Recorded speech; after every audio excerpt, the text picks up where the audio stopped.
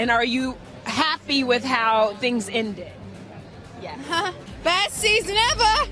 In 2019, Game of Thrones jumped the shark. Here's ScreenRant's detailed autopsy of the show's 8th, final, and most hated season. I will rule. Let's start with the biggest problem, the character arc of Daenerys Targaryen. After 70 straight episodes of Daenerys being built up as the breaker of chains, the last 3 episodes of Game of Thrones flipped her into a villain. While it's possible that the temporary insanity of war could push Daenerys to burn King's Landing, her transformation into the Mad Queen was too sudden to be believable. This was a different Daenerys from the one we got in the first 7 seasons. Many other major characters were severely mishandled as well.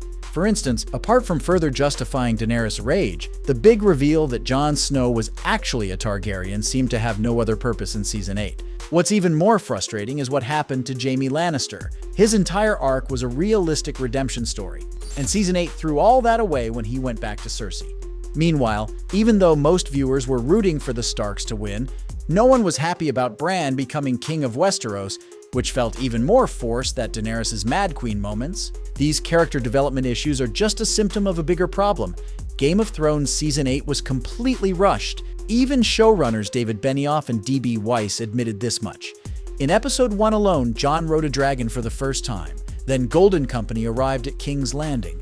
Jon found out he was a Targaryen, and Jaime finally saw Bran again after 6 seasons. Clumped together like this, supposed climaxes and revelations bear a lot less weight. This wasn't surprising to longtime viewers.